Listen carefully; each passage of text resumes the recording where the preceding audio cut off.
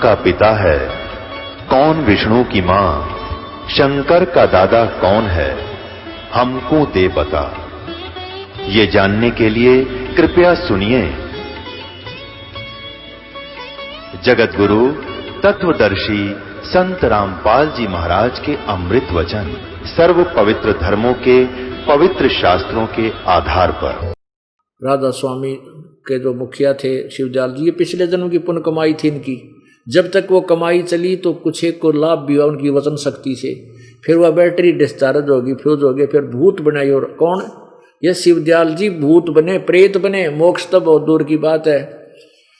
तो जब जिस साधना को शिवदयाल जी अर्थात परम धनी हजूर जी महाराज करया करते थे, उस साधना के करने से वो प्रेत बने।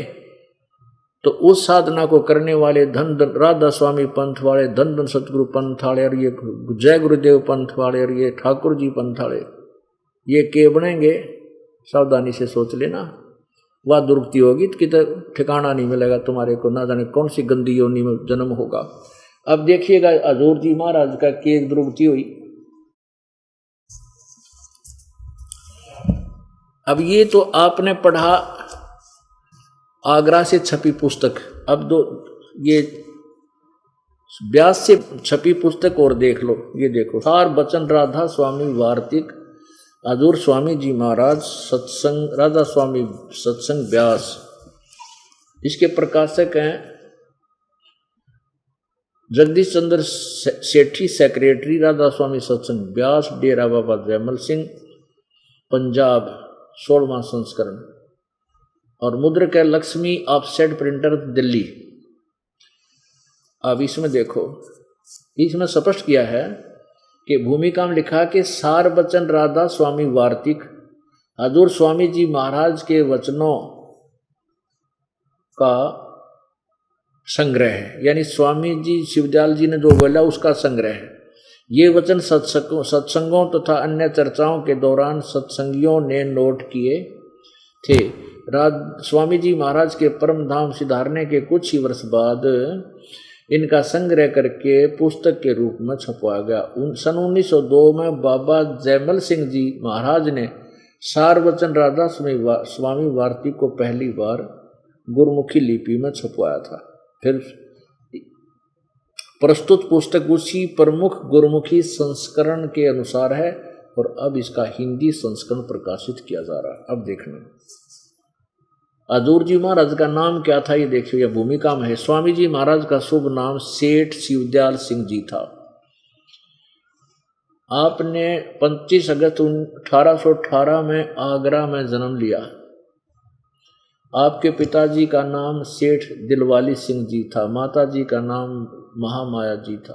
अब हम इसको आगे चलेंगे, इनकी जन्म पत्री ना पढ़ के इनका ज्ञान पढ़ेंगे। यहां देखिएगा,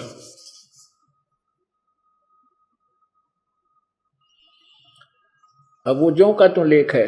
राधा स्वामी दयाल की दया, स्वामी राधा स्वामी सहाय, खुलासा हजूर उपदेश हजूर राधा स्वामी साहब का, वही ये प्रथम वचन है।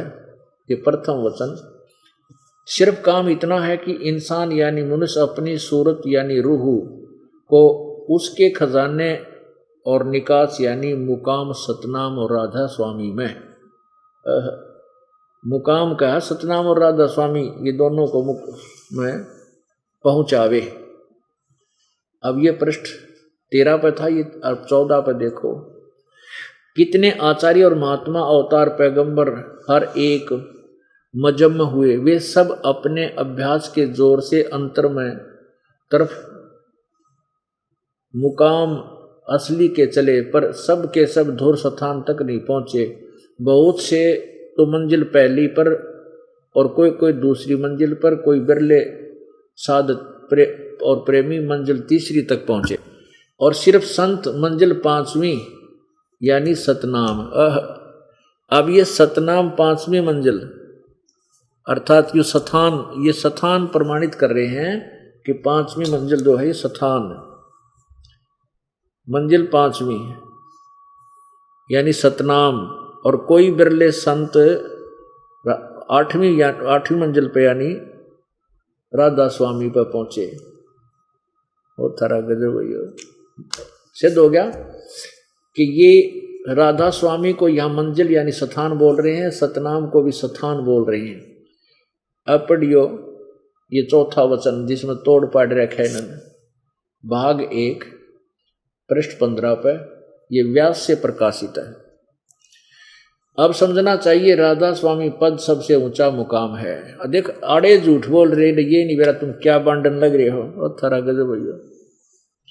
और फिर ने कहे यही नाम कुल मालिक और सच्चे साहब का, सच्चे खुदा का है। यानी दिल्ली एक राजधानी है, सबसे सर्वोपरि हमारा स्थान भारत का। और फिर समझना चाहिए कि प्रधानमंत्री का नाम भी दिल्ली ही है। इनका ये कहने का तात्पर्य समझो आप। आगे देखो, अब आपने पहले तो पढ़ा वो प्रसंग, वो बुक जो राधा स्वामी बाग आगरा से छपी थी। अब व्यास से छपी हुई क्या पढ़ रहे हो, इसको ध्यान से पढ़ो। अब समझना चाहिए राधा स्वामी पद सबसे ऊंचा मुकाम है और यही नाम कुल मालिक और सच्चे साहब और सच्चे खुदा का है। राधा स्वामी में तो काट दिया रोग, स्थान का नाम भी राधा स्वामी और भगवान का नाम भी राधा स्वामी। अब आगे देखो, इस मुकाम से 2 स्थान नीचे, यानी ये था 8वीं मंजिल, फिर 8वीं मंजिल, फिर 7वीं, फिर 6ठी, 2 बीच का छोड़ दिया, 5वीं मंजिल फिर आएगी। 2 स्थान छोड़ के यानी 5वीं मंजिल सतनाम का मुकाम है। अब मंजिल वहां तो इसको स्थान बता रही, सतनाम का स्थान है, या कोई तुक बड़ा कोई सेंस भी नहीं बनती इनके इस सेंटेंस की। सतनाम का मुकाम है। और फिर क्या बताते हैं, जिसको संतों ने इस सतनाम को सतलोक, सचखंड, सार शब्द, सत शब्द और सतनाम और सतपुरुष करके बयान किया है। इस सतनाम का मुकाम है जिसको संतों ने सतलोक, इस सतनाम को सतलोक भी कहा है, इसी को कहते हैं, सचखंड भी इसी को कहते हैं, सार शब्द भी इस सतनाम को कहते हैं, और सत शब्द भी, सार शब्द भी, सत शब्द भी और सतनाम भी और सतपुरुष भी इसको ही बोलते हैं। अपने आत्माओं परमात्मा कहते हैं गुरुआं गांव बिगाड़े, संतो गुरुआं गांव बिगाड़े, और इसे कर्म जीव का ला दिए, ईव जड़े नहीं जाड़े। अब परमात्मा कह रहे हैं कि अज्ञानी काल प्रेरित संतों ने, गुरुओं ने, नकलियों ने ऐसा जुल्म कर दिया कि पूरी आत्माओं को उल्टे ज्ञान में कति रंग दिया। अब इनको कैसे समझाएं, कैसे इस ज्ञान को इनके हृदय में जमाएं।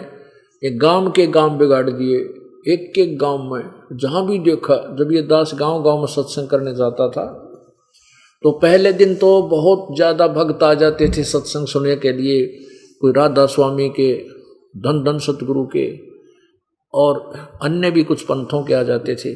फिर ये जब इनका खुलासा करने लगता था, अगले दिन कोई नहीं आता। जब ये दास इनकी पोल पाड़ता सत्संग के माध्यम से कि भाई ना तो राधा स्वामी उस शिवदयाल ने कोई ज्ञान नहीं था और ना ही इस धन धन सतगुरु वालों ने कोई ज्ञान है, और उससे निकले जितने भी पंथ हैं वो सारे अज्ञान से भरे पड़े हैं।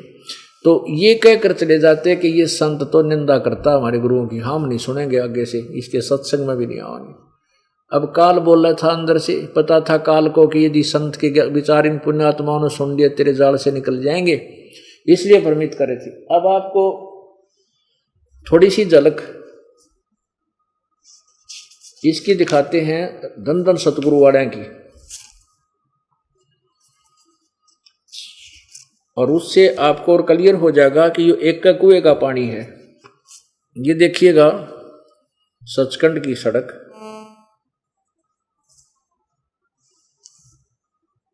सचखंड की सड़क है या धन धन सतगुरु तेरा ही आसरा, और ये पहला भाग पहला, और दासन दास हजूर महाराज सतनाम सिंह जी, डेरा सच्चा सौदा, सिरसा, हरियाणा से छपी है। इसके पृष्ठ नंबर 226 पर देखो, ये 226 पृष्ठ है। इन्होंने ये राधा स्वामी यानी शिवदयाल वाले के द्वारा बनाई गई ये वाणी इसको बोला है और आगे इसका अनुवाद किया है। ओहो, ये देखो, उसी को सतनाम, सचखंड, सतशब्द और सार शब्द कहा है। किसको? सतपुरुष, सतलोक को, सचखंड को। ये देखिएगा, त्रिलोकी सथूल, ये है अलख, अलख अनामी आया सारे देश छोड़ के जी, छोड़ के मैं आया तेरे लिए प्यारे देश छोड़ के। त्रिलोकी यानी सथूल, सूक्ष्म और कारण, यह सारी रचना काल निरंजन ने की है। संतों का देश सचखंड या सतलोक है। अब देखो, ये बिल्कुल ठीक है, सचखंड का देश, संतों का देश सचखंड या सतलोक है, ठीक है। और वही सतपुरुष या आदि पुरुष का स्थान है, ठीक। यह वह अजर अमर अविनाशी और सदा एक रस है। वहाँ चैतन्य ही चैतन्य है और प्रकाश ही प्रकाश है। नीचे पिंड तक की कुल रचना का आदि और अंत है। और वही अभी सतलोक को, इस सचखंड को क्या कहते हैं? वही अंत, आदि और अंत है, वही है। उसी को, इस सतलोक को सतनाम, सतशब्द और सार शब्द कहा जाता है ना, एक कुएं का पानी। अब इन्होंने थोड़ी सी चतुरता कर दी कि ये कबीर परमात्मा की वाणी पढ़कर सतपुरुष या आदि पुरुष का स्थान है ये सतलोक, और ये अजर अमर अविनाशी है, सदा एक रस है। और वहां चैतन्य ही चैतन्य है। अभी चैतन्य क्या है? चेतनता ही चेतनता है, चेतनता, प्रकाश ही प्रकाश है, और कुछ नहीं है, बस प्रकाश ही प्रकाश है। और उसको क्या कहते हैं? सचखंड यानी सतलोक को सतनाम कहते हैं, सत शब्द भी कहते हैं और सार शब्द भी कहा है। अब इसे सिद्ध हो गया कि ये एक कुएं का पानी है। चाहे मटके का नाम, वो घड़े का अलग अलग नाम रख दिया है। अब पुण्यात्मा, जब तक हम स्वयं इस तत्वज्ञान से परिचित नहीं होंगे, तब तक ये अज्ञानी संत ऋषि महर्षि अपना ढोला बनाए रहेंगे, हमारे को नए चक्कर में डाले रहेंगे। अब हम खुद समझेंगे इस ज्ञान को, सदग्रंथ हमारे पास है,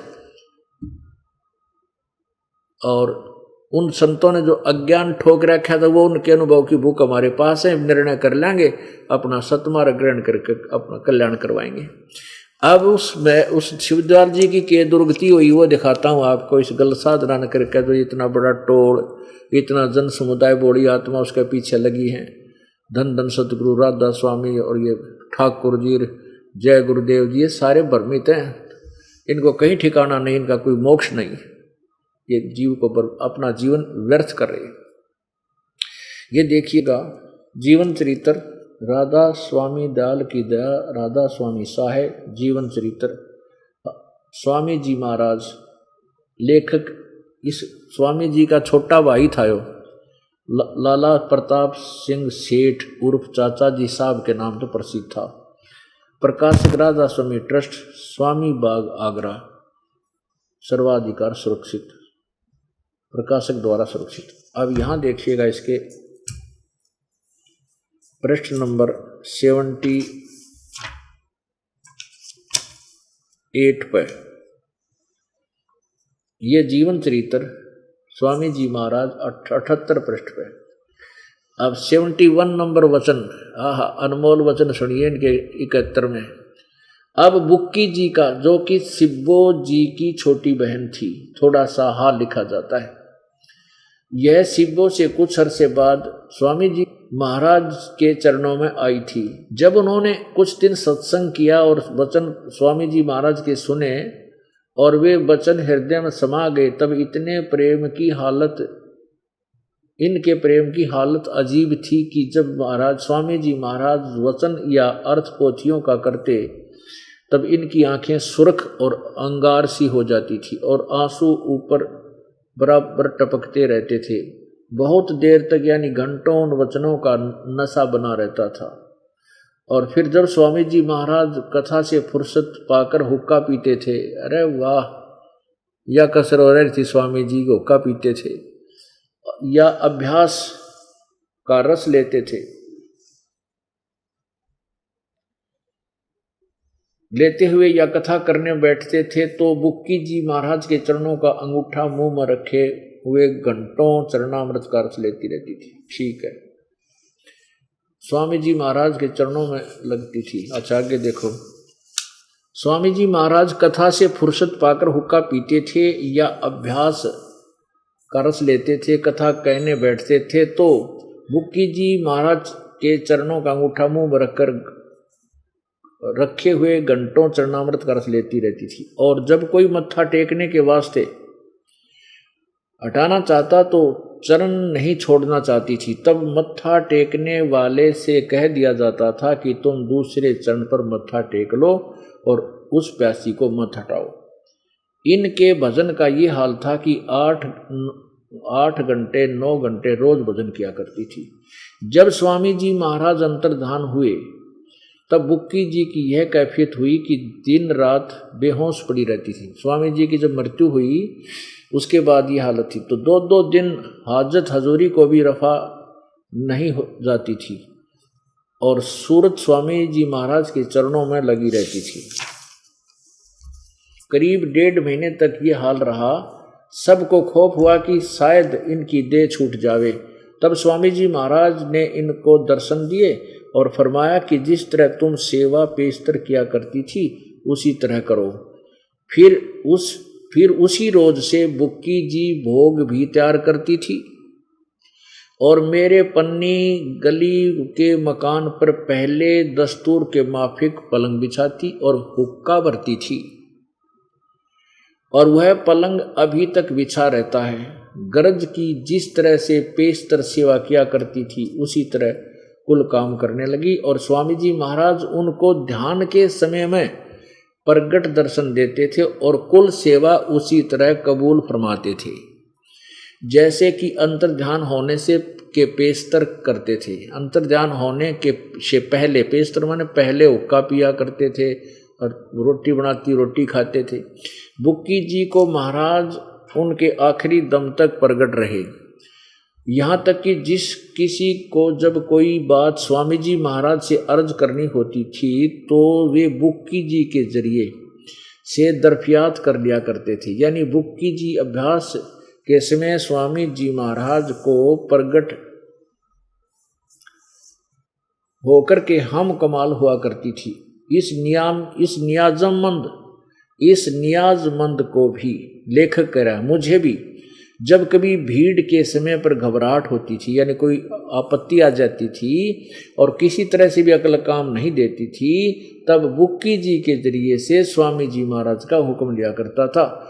अब यो भूत बनकर उस बुक्की में आ गया स्वामी शिवदयाल जी महाराज, और बुक्की में बोलिया करता और फिर हुक्का पिया करता, उसकी बनाई रोटी और चूरमे खाया करता।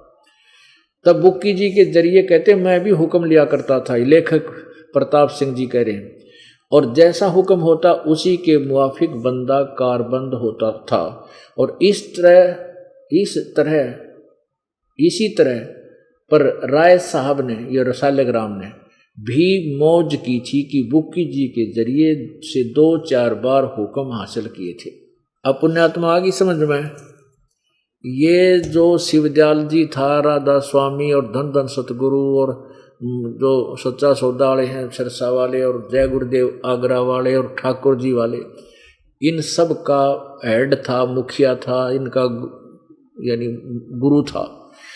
और जो साधना वो करता था इन 5 नामा की, वो क्या बना, भूत बन गया और प्रेत बनकर अपनी शिष्या बुक्की में आकर बोलने लग गया।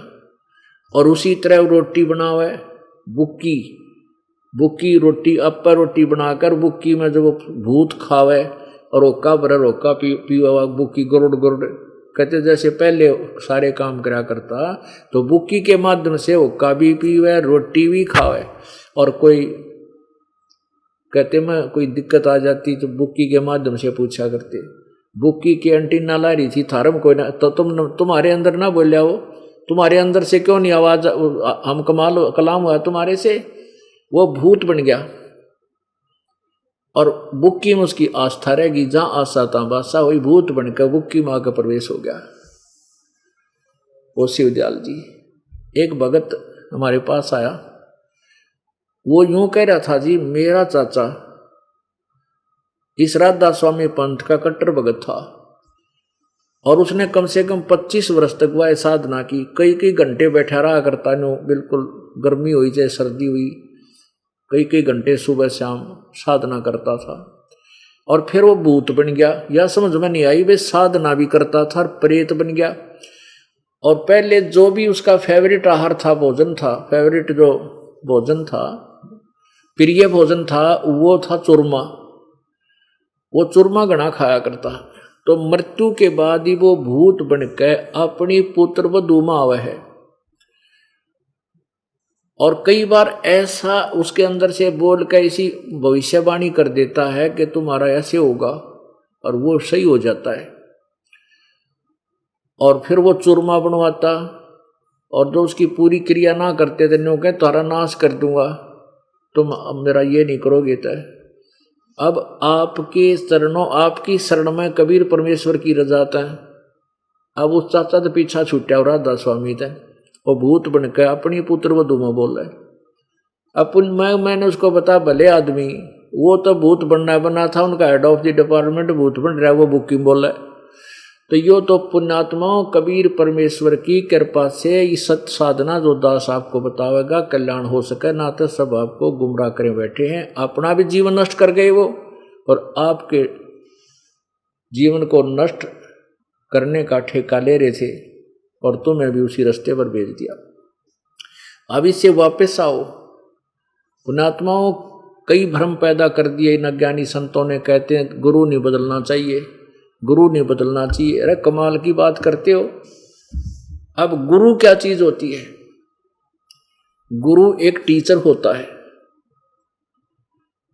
जैसे अध्यापक जो होते हैं, शिक्षक जो अक्षर ज्ञान कराते हैं, शिक्षक वही अच्छा होता है जो अपने पाठ्यक्रम की किताबों से, बुक से, सिलेबस, अपनी बुक्स से ही सिलेबस लेकर के बच्चों की तैयारी करवावे, समझावे। जो पाठ्यक्रम से बाहर का ज्ञान देता है, आउट ऑफ सिलेबस, इधर उधर की बकवास बच्चों को सुनाता रहता है, तो टीचर ठीक नहीं, वो शिक्षक ठीक नहीं, वो तो दुष्शत्रु है उन विद्यार्थियों को, उनके भविष्य का नाश कर रहा है। ऐसे ही ये जितने भी संत, पंथ में ऋषि और ये गुरु, इन पंथों के प्रवर्तक जो अपने पवित्र सदग्रंथों से अलग जो ज्ञान दे रहे हैं, उनसे बाहर बातें बता रहे हैं, उनसे अलग जो ज्ञान दे रहे हैं, वो शिक्षक ठीक नहीं थे, ये गुरु ठीक नहीं थे। पुण्यात्माओं राधा स्वामी वाले क्या कहते हैं, ये धन धन सतगुरु वाले, यानी जय गुरुदेव वाले कह लो, कहते हैं गुरु जो भी नाम दे दे उसी से पार हो जाता है। और फिर यहां तक कहते हैं कि वेद भी तो किसी ने बोले हैं, किसी ने लिखे हैं, गीता भी तो किसी ने लिखी है, व्यास जी ने लिखी है, पुराण भी तो व्यास जी ने लिखे हैं, तो वह भी तो इंसान ही थे। और जो हमारे शिवदयाल जी ने जो वचन बोले हैं, वो भी हमारे लिए तो वेदों जैसे हैं। ये स्वामी जी के वचन आपने पढ़े लिए, ये यह पुस्तक है सार वचन राधा स्वामी नसर यानी वार्तिक में, इन्हें कह का बिना बेरा, ये वेदों से भी अच्छे हैं, क्योंकि हमारा ज्ञान तो वेदों से आगे का है। अब पुण्यात्मा इतने भ्रमित हो गया मानव समाज, और इनकी 2-2, 3-3 पीढ़ी गुजर गई, चले गए। जैसे राधा स्वामी पंथ, ये जैसे सन 1800 कुछ में इनका जन्म हुआ, कम से कम 125 वर्ष हो गए राधा स्वामी पंथ को चले। इसमें एक परिवार की चौथी पीढ़ी चल रही है। अब वो तो एक घिसी पेटी परंपरा बन गई, जैसे हम श्याम जी का जाया करते, हम तो वहीं उसी को मानते। तो ये भी राधा स्वामी की इनका एक परंपरा सी पड़ गई। वर्तमान के बच्चों ने इस चीज से कोई लेना देना नहीं, नो के हमारे दादाजी वहां जाते थे, हम तो वहीं जाएंगे। तो ऐसे अब हमने दोबारा इसको पूरे आध्यात्मिक ज्ञान को पुनर्देखना होगा, समझना होगा। अब कहते हैं गुरु नहीं बदलना चाहिए। अब जैसे हमारे जन्म मरण का रोग लगा है और इस रोग का ट्रीटमेंट नहीं होगा, इतने दुख मिटे नहीं, चाहे हम यहाँ पर पूरी पृथ्वी के राजा बन जावा और चाहे हम देवता बन जाए स्वर्ग में, चाहे ब्रह्मा विष्णु महेश की पदवी पाले, कष्ट नहीं मिट सकता। तो ये रोग कटेगा कैसे? ये रोग कटे बिना हमें सुख नहीं हो सकता। तो संत जो हैं ये आध्यात्मिक वैद्य समझ लो, और एक वैद्य से आपका इलाज नहीं हो रहा है, उसको तुरंत त्याग कर दूसरे वैद्य के पास जाइए और वहां से अपना ट्रीटमेंट प्रारंभ कीजिए। अब जैसे क्या हुआ है, पुण्यात्मा कोई राधा स्वामी पंथ में कहते हैं मैंने 5 वर्ष 10 वर्ष नाम रखा, वहां रहा, उनकी साधना की कोई लाभ नहीं हुआ।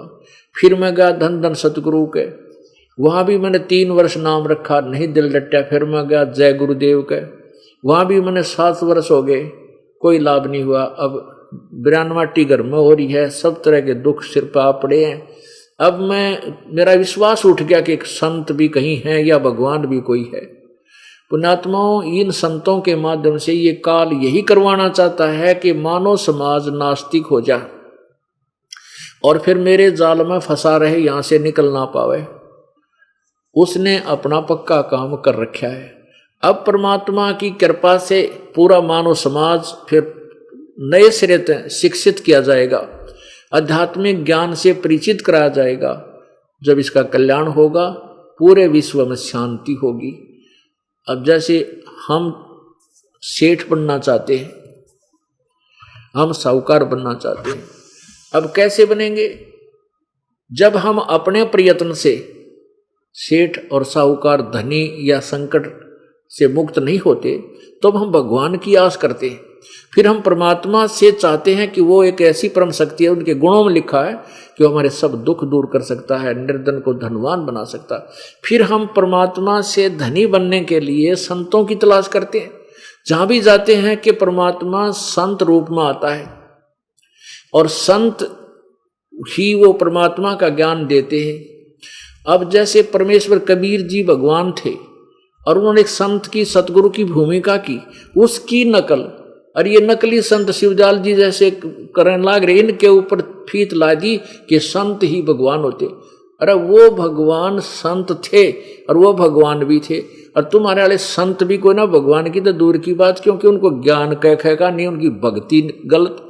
अब जैसे ये अधिकतर जो प्रवचन करते हैं कौन? ये राधा स्वामी वाले ये करते हैं कि घट रामायण के अंदर, घट रामायण में तुलसीदास ने भी यानी शिवदयाल जी जो थे, तुलसीदास जी के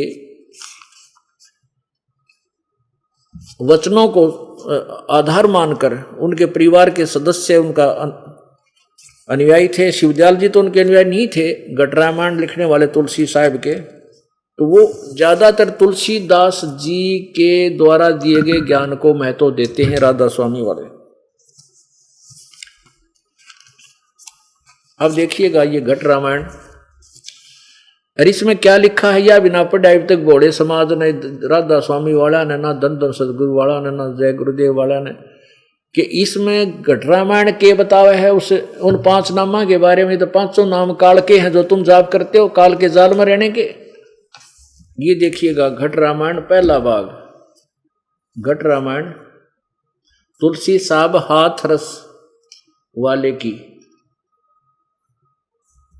तुलसी साहब हाथरस वाले की, भाग 1 बेलविल्डियर प्रिंटिंग प्रेस इलाहाबाद से छपी है। घट रामायण भाग 1 तुलसी सतगुरु तुलसी साहब हाथरस वाले की रची हुई। यह ग्रंथ 2 प्रमाणिक लिपियों का मिलान करके बड़ी शुद्धता से 2 भागों में पूरा छापा गया, जीवन चरित्र सहित। ये यहां से हमने प्राप्त हुई है। अब इसका देखिए 27 पृष्ठ पे,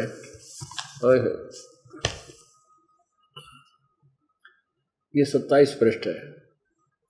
पिंड और ब्रह्मांड का भेद, पिंड और ब्रह्मांड का। अब क्या है, ये क्या बता रहे हैं? अंतर गुफा तहां चल जाऊं जहां साहेब के दर्शन पाऊं, 5 नाम जीव जब भाखा, छठा नाम गुप्त कर राख्या, 5 नाम काल के जानो, तब दानी मन शंका आनो, निर्गुण निराकार निर्वाणी, धर्म राई यो 5 बखानी, जीव नाम निज कह विचारी, जान बूझ दी दानी झक मारी। आगे देखो, कह जीव दृढ़ दानी भाई, हम चल जाई नाम चितलाई, दानी दान चुकाओ आई, जब यह बाट निभन तुम पाई, कह केही कर अंश कहाँ तुम जाई, बात अपनी कहो बुझाई, कह जीव सतलोक निवासा, मैं चल जाऊं पुरुष के पासा, दानी कह दूर है भाई, अगम पंथ कैसे निभ जाई, कौन नाम मार्ग जो को जोई, कौन नाम से उभरे आई, इतना भेद कहो समझावा, और घट बाट जीव जब घर पी पावा, दानी सुन बिनती हमारी, हम चल जावे पुरुष दरबारी, सुरत नरत ले लोक सिधाऊं, आदि नाम ले काल गिराऊं। बोलो, यू आदि नाम की से 5 नाम माड़ा, उन 5 नाम तो काल के हैं, यू आदि नाम कोई और है, और सत नाम ले जीव उभारी, अस चल जाऊं पुरुष दरबारी। बोलो, ये 5 नामा पर गाटा जोड़ रहे, 5 नाम तो काल के हैं, घट रामायण बताए। अब इन्होंने 5 नाम कौन से सिलेक्ट कर लिए इन नकली गुरुओं ने, इन्होंने 5 नाम कौन कौन से सिलेक्ट कर लिए, ज्योति निरंजन, ओंकार, ररंकार और सोहम और सतनाम, कहीं की ईंट कहीं का रोड़ा, यो इकट्ठा कर लिया। और यो नो का इसमें लिखा है ये 5 नाम काल के जानो, ये तो काल के नाम है, और आदि नाम और सतनाम। अब सतनाम आपको बताया कि 2 अक्षर का नाम है, 2 अक्षर का नाम है सतनाम, जिसमें एक ओम मंत्र है, एक तत्व सांकेतिक है, दास बताएगा। इन दोनों को मिलकर सतनाम बनता है, इससे परमात्मा प्राप्ति होगी। और फिर एक नाम सत, जो गीता जी अध्याय नंबर 17 के श्लोक 23 में ओम तत् सत 3 मंत्रों का विवरण है। तो सत शब्द ये आदि नाम है, ये सत जो है ये आदि यानी ये सार शब्द है, सार नाम। तो ये फिर ये तीनों मिलाए जाएंगे, ये आदि नाम और ये सतनाम, इन दोनों के मिल जाने से तब जीव का छुटकारा होगा, इन 5 नामों से नहीं होगा। अब आपको वो दो अक्षर का होता है सतनाम, ये प्रमाण देते हैं राधा स्वामी पंथ की पुस्तक संत मत प्रकाश भाग 4 के और प्रश्न नंबर 261 और 264 पे। ये स्वयं तो कहते हैं कि सतलोक में परमात्मा केवल निराकार है, सतपुरुष प्रकाश ही प्रकाश है, प्रकाश ही प्रकाश है। और वहाँ जीव आत्मा जाकर के सतलोक में सतपुरुष में ऐसे समा जाती है जैसे बूंद समुद्र में। ये वहाँ कोई अस्तित्व अलग से जीव का और आत्मा का नहीं मानते। कौन? राधा स्वामी पंथ ओबलिक धन धन सतगुरु पंथ, जय गुरुदेव पंथ। और जबकि जिन महापुरुषों ने परमात्मा प्राप्ति हुई उन्होंने यही बताया है कि वो 2 अक्षर का नाम जो है वो जीव का उद्धार करेगा। अब जो सावन सिंह जी महाराज थे, ये सावन सिंह जी महाराज जो थे ये जयमल सिंह जी महाराज जो व्यास में जिन्होंने अलग से एक डेरा बनाया उनके उत्तराधिकारी थे। और सावन सिंह जी के शिष्य थे बिलोचिस्तानी सामस्ताना उर्फ खेमामल जी, जिन्होंने धन धन सतगुरु तेरा ही आसरा सच्चा सौदा सिरसा में पंथ चलाया। वो सावन सिंह जी के शिष्य थे। जय गुरुदेव वाले हैं जो मथुरा में हैं, जय गुरुदेव वाले मथुरा में हैं। ये भी आगरा से ही गोरेलाल जी के शिष्य थे जो आगरा से ही निकला है ये पंथ। अब सावन सिंह जी के ज्ञान से धन धन सतगुरु सच्चा सौदा सिरसा और ये पूरा व्यास वाला जो समुदाय है जिसमें कृपाल सिंह और ठाकुर सिंह सारे आगे, इनके ज्ञान की पोल खुल जाएगी।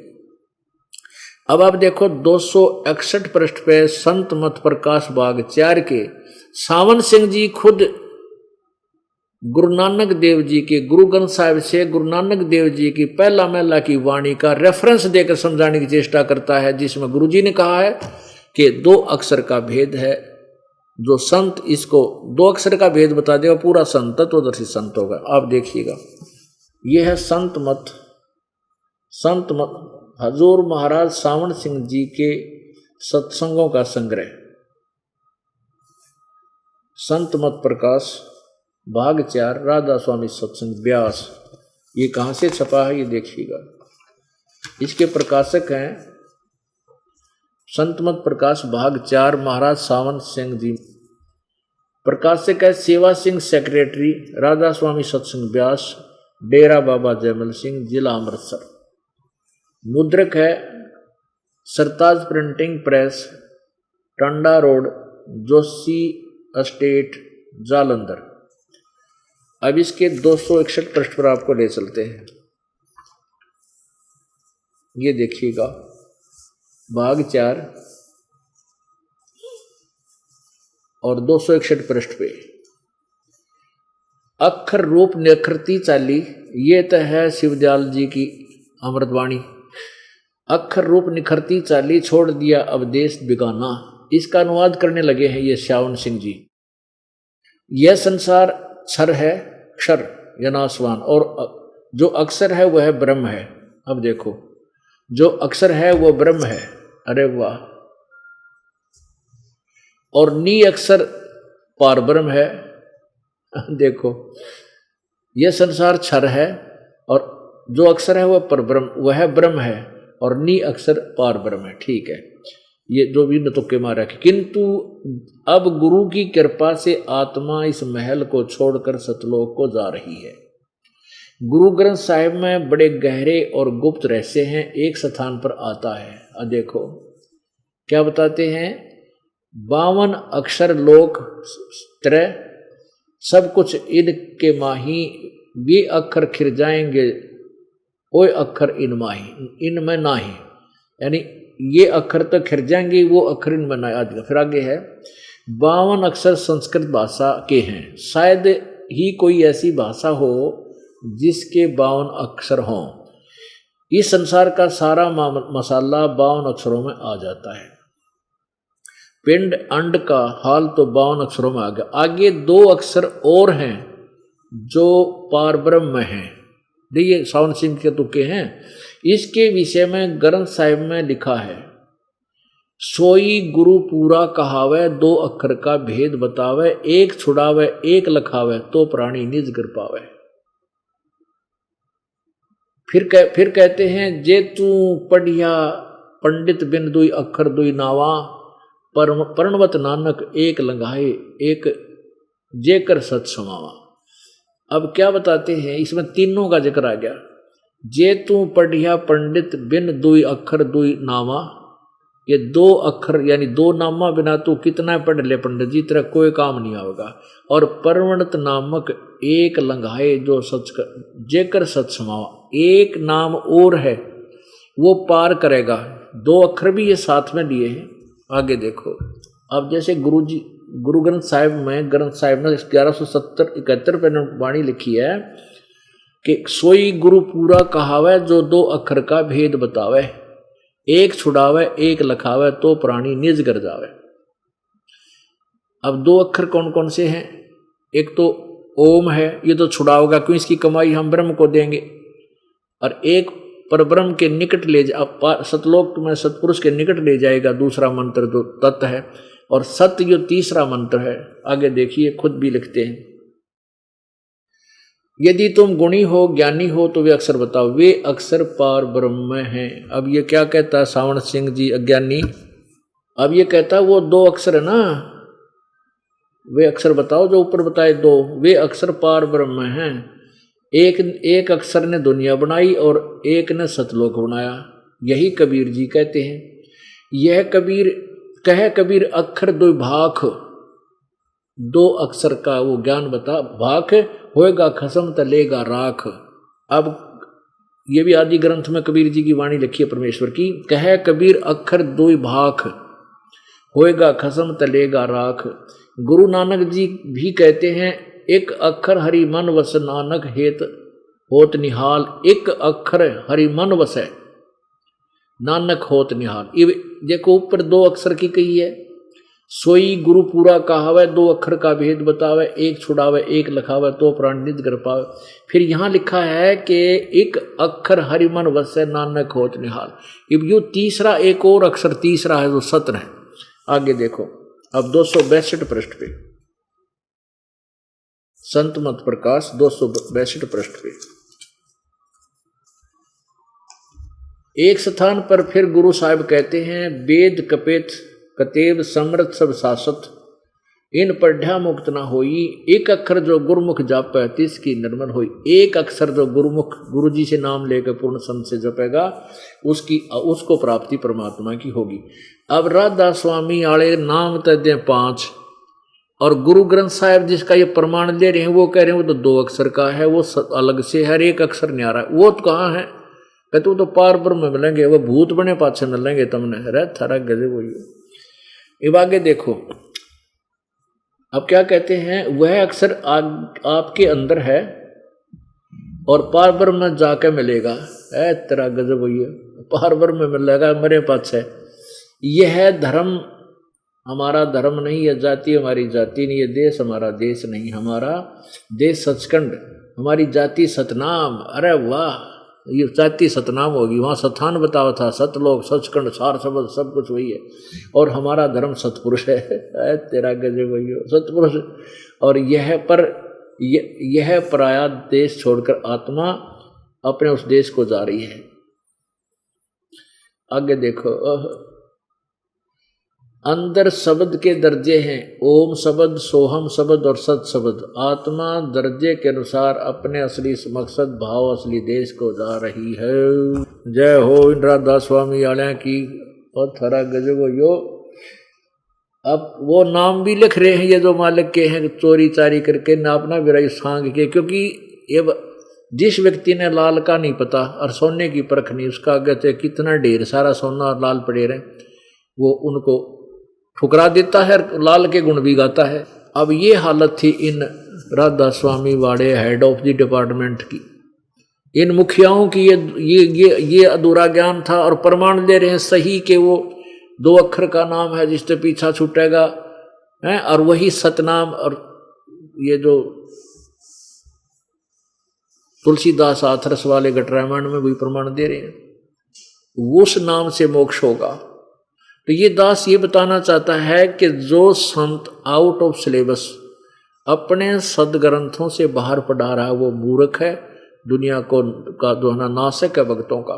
गीता जी अध्याय नंबर 17 के श्लोक 23 में इन्हीं 3 नामों का विवरण है जो गुप्त हैं। परमात्मा कहते हैं कबीर जी, सोहम शब्द हम जग में लाए और सार शब्द हमने गुप्त छिपाए। अब इन्होंने परमात्मा की वाणी से सोहम शब्द तो लिख दिया और वो सत शब्द कहाँ से, वो नींद के पास, इसलिए ये अधूरे गुरु न्यों पकड़े जाएंगे। और परमात्मा ने धर्मदास जी से कहा था, धर्मदास तो 1,00,000 दुहाई, और ये सार शब्द की दबार ना जाई। ये सार शब्द अभी नहीं बताना, नहीं तो नकली लोग गुरु उन्हीं नामों को देते हुए हमें पिछली पीढ़ी वाले समय तक मिलेंगे, फिर हम डिफ्रेंशिएट नहीं कर सकेंगे, हम भिन्नता नहीं कर सकेंगे ज्ञान और अज्ञान की। अब वो भिन्नता आपके समक्ष होगी है।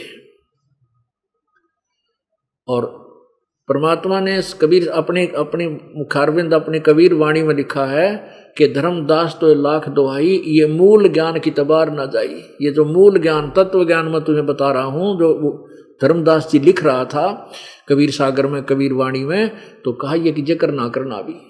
मूल ज्ञान बार जो पढ़ी तब बिचली पीढ़ी ये हंस नितरही।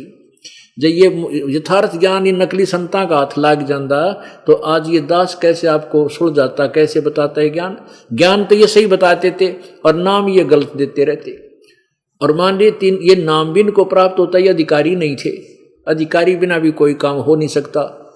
जैसे अपॉइंटमेंट लेटर होता है बालक का, एक नौकरी लगने का पत्र, और वो अधिकारी साइन कर देता है तो उस बच्चे को सब सुविधा सरकार देती है।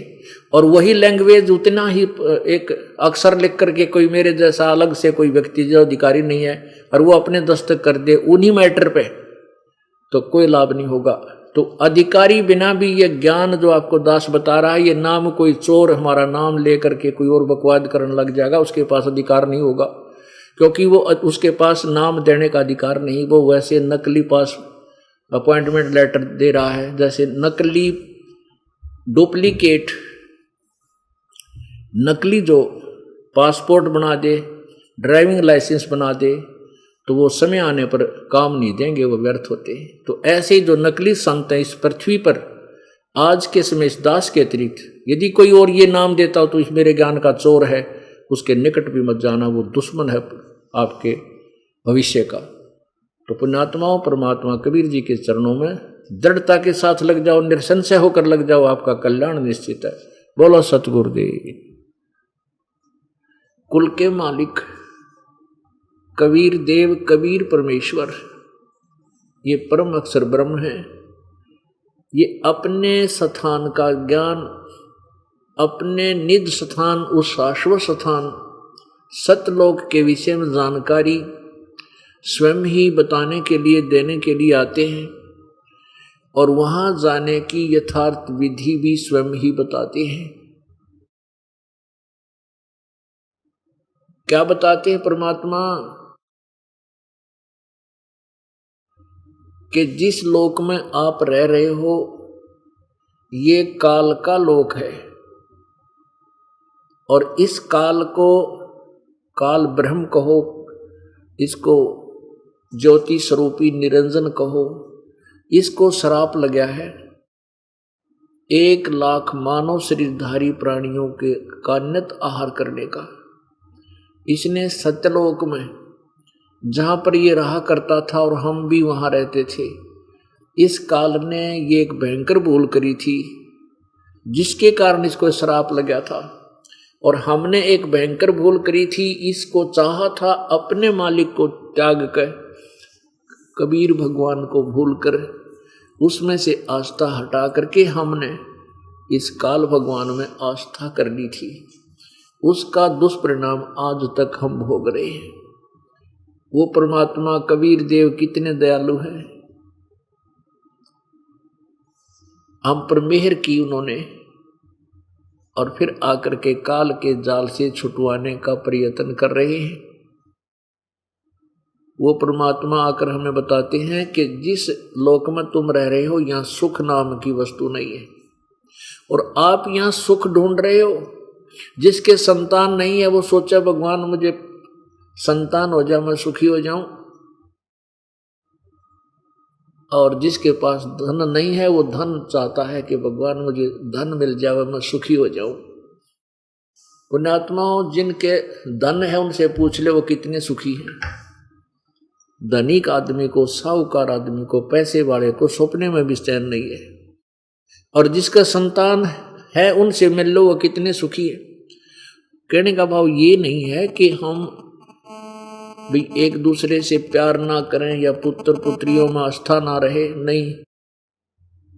जब आपको ज्ञान हो जाएगा कि हम सभी काल की कैद में बंद हैं और ये हमारा दुरुपयोग कर रहा है। इस काल ने अपने तीनों पुत्रों को एक एक गुण युक्त कर दिया। ब्रह्मा में रजोगुण भर दिया।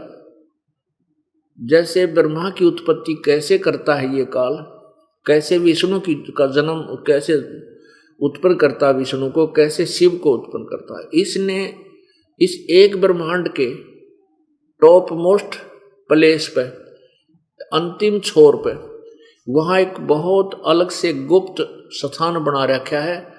उसके अंदर इसने 3 पोर्शन बनाए हैं। एक पोर्शन में इसने ऐसा माहौल बना रखा है, ऐसा वहाँ का डिजाइन बना रखा है। वहाँ जाने के बाद ये काल जो ब्रह्म है ये रजोगुण प्रभावित हो जाता है और साथ में अपनी पत्नी दुर्गा को ले जाता है, वहीं रहते हैं ये। और जब ये वहाँ रहने, दोनों के उस रजोगुण प्रधान क्षेत्र में रहने से जैसा इनका मानसिक भाव बना रहता, उसी के स्वरूप, उसी के गुणों से मिलता हुआ एक पुत्र उत्पन्न होता है। उस पुत्र के अंदर माता पिता के वहाँ रहने से और जो गुण उसके अंदर विद्यमान हो जाता है, वो रजोगुण बन जाता है ब्रह्मा। ऐसे ही इसने एक सतोगुण प्रधान क्षेत्र बना रखा है, और जब ये दुर्गा और ये काल उस सतोगुण प्रधान क्षेत्र में रहते हैं, और जो इनके संयोग से जो पुत्र उत्पन्न होता है वो ऑटोमेटिकली सतगुण से युक्त हो जाता है, और फिर ये दोनों के दोनों तीसरे स्थान पर जाते हैं तमोगुण प्रधान क्षेत्र पर। वहां ये दोनों रहते हैं, इनके संयोग से जब तीसरा पुत्र उत्पन्न होता है वो तमोगुण युक्त हो जाता है। फिर इन तीनों को ये अचेत कर देते हैं और कोमा में रखते हैं और इनकी परवरिश जारी रखते हैं।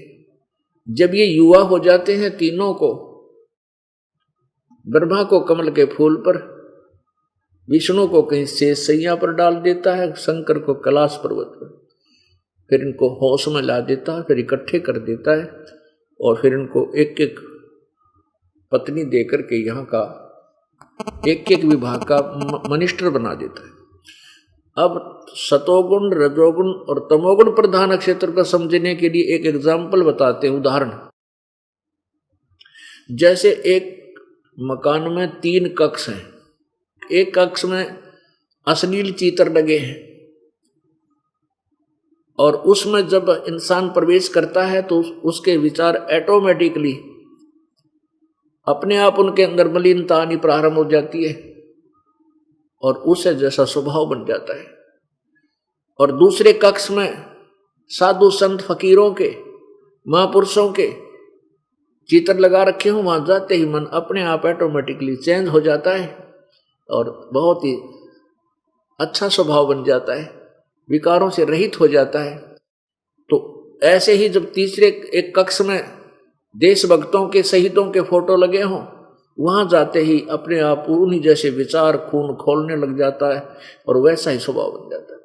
तो ऐसे इस काल भगवान ने 3 स्थान बना रखे और उसमें जो से भी स्थान में ये दोनों रहते हैं, दुर्गा और ये, और इनके योग से जो बच्चा उत्पन्न होता है लड़का, वो उसी गुण से युक्त हो जाता है। ऐसे रजगुण ब्रह्मा, सतगुण विष्णु, तमगुण शिव जी इसने बना रखे।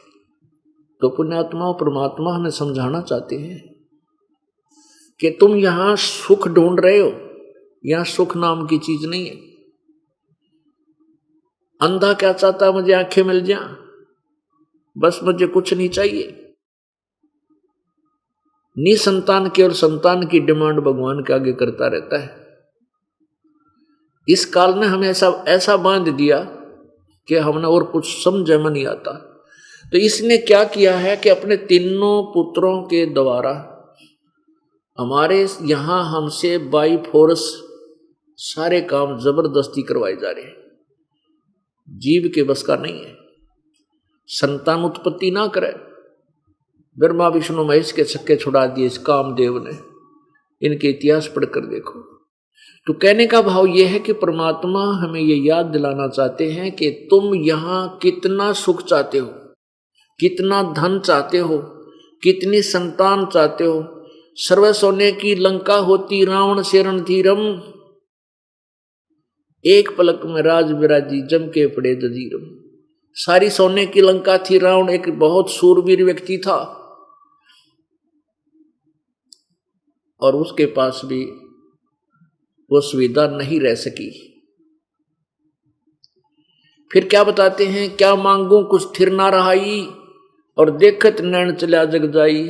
1 लाख पूत 1.25 लाख नाती, उस रावण के आज दीवा न बाती। परमात्मा कहते हैं क्या मांगे यहां इस काल के लोग की, किस वस्तु की डिमांड करें? कुछ भी तो स्थिर नहीं है। क्या मांगो कुछ थिर ना रहाई, और देखत नैन चला जग जाई।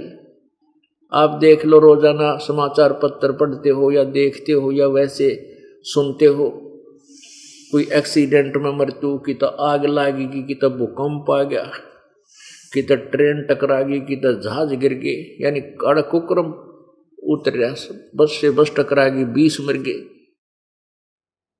परमात्मा कहते हैं क्या मांगू कुछ स्थायी वस्तु नहीं है, और देखत नैन चला जग जाई। आँखों के सामने देखते देखते दुनिया जा रही है। फिर कहते हैं 1 लाख पुत्र थे रावण के, और 1.25 लाख नाती, 1 से 1 आंडी, बड़े साहूकार सेठ और शूरवीर राजा उसके रिश्तेदार थे।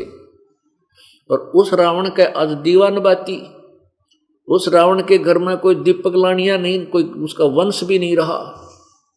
तो परमात्मा हमें क्या याद दिलाना चाहते, सारी कथा कहानी सुना के,